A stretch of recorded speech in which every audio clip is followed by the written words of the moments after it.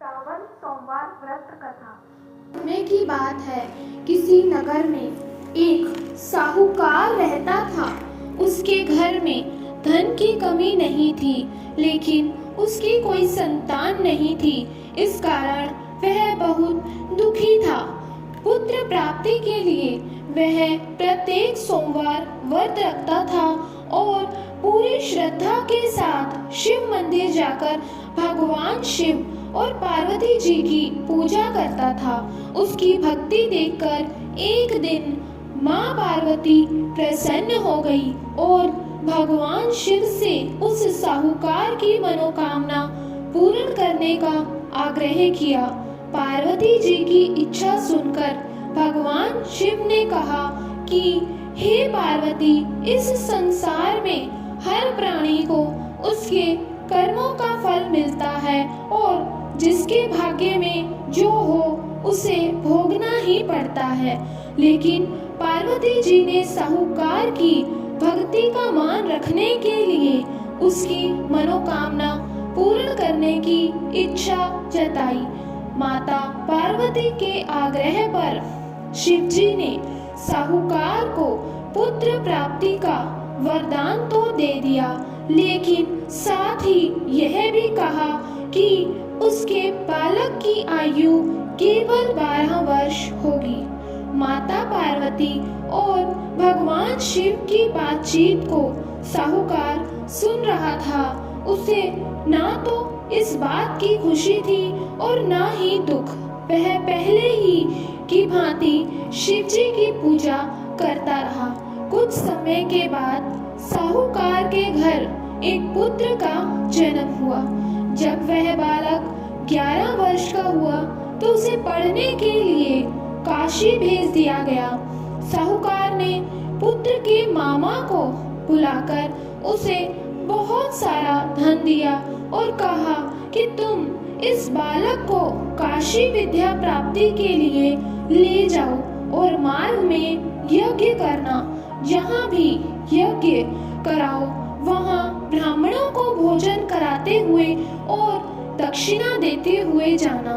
दोनों मामा भांजा इसी तरह यज्ञ कराते ब्राह्मणों को दान दक्षिणा देते काशी की ओर चल पड़े। दोनों मामा भांजा इसी तरह यज्ञ कराते और ब्राह्मणों को दान दक्षिणा देते काशी की ओर चल पड़े। रात में एक नगर पड़ा जहाँ नगर के राजा की कन्या का विवाह था, लेकिन जिस राजकुमार से उसका विवाह होने वाला था वह आंख से काना था। राजकुमार के पिता ने अपने पुत्र के काना होने की बात को छुपाने के लिए एक चाल सोची। साहूकार के पुत्र को देखकर उसके मन में विचार आया। उसने सोचा, क्यों ना इस लड़के को दूल्हा बनाकर राजकुमारी से विवाह करा दूं।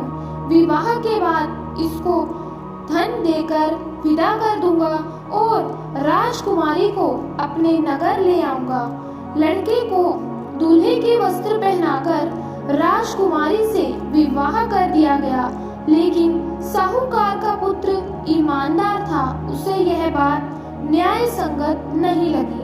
उसने अवसर पाकर राजकुमारी की चुन्नी के पल्ले पर लिखा कि तुम्हारा विवाह तो मेरे साथ हुआ है, लेकिन जिस राजकुमार के संग तुम्हें भेजा जाएगा वह एक आंख से काना है। मैं तो काशी पढ़ने जा रहा हूँ। जब राजकुमारी ने चुन्नी पर लिखी बातें पढ़ी तो उसने अपने माता पिता को यह बात बताई।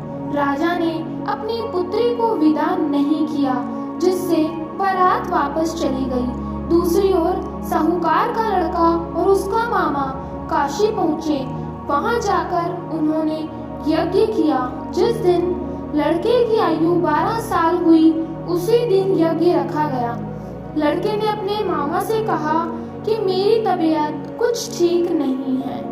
मामा ने कहा कि तुम अंदर जाकर सो जाओ। शिवजी के वरदानुसार कुछ ही देर में उस बालक के प्राण निकल गए। मृत भांजे को देख उसके मामा ने विलाप शुरू किया। संयोगवश उसी समय शिवजी और माता पार्वती उधर से जा रहे थे। पार्वती ने भगवान से कहा, स्वामी, मुझे इसके रोने के स्वर सहन नहीं हो रहे हैं। आप इस व्यक्ति के कष्ट को अवश्य दूर करें। जब शिवजी मृत बालक के समीप गए तो वह बोले कि यह उसी साहूकार का पुत्र है जिसे मैंने 12 वर्ष की आयु का वरदान दिया। अब इसकी आयु पूरी हो चुकी है, लेकिन मातृभाव से विभोर माता पार्वती ने कहा कि हे महादेव, आप इस बालक को और आयु देने की कृपा करें, अन्यथा इसके वियोग में इसके माता पिता भी तड़प तड़प कर मर जाएंगे।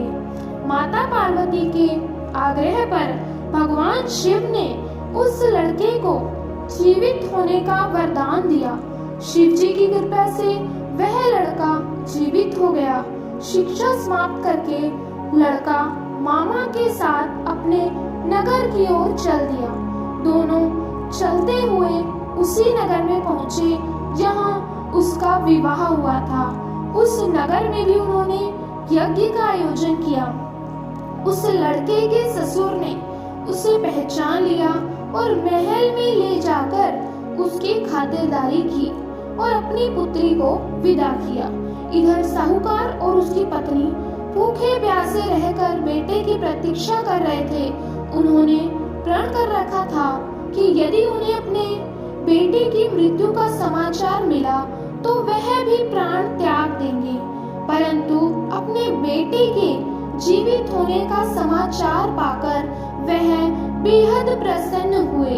उसी रात भगवान शिव ने व्यापारी के स्वप्न में आकर कहा कि हे श्रेष्ठी, मैंने तेरे सोमवार के व्रत करने और व्रत कथा सुनने से प्रसन्न होकर तेरे पुत्र को लंबी आयु प्रदान की है। इसी प्रकार जो कोई सोमवार व्रत करता है या कथा सुनता है और पढ़ता है, उसके सभी दुख दूर होते हैं, समस्त मनोकामनाएं पूर्ण होती हैं। बोलो भोले बाबा की जय।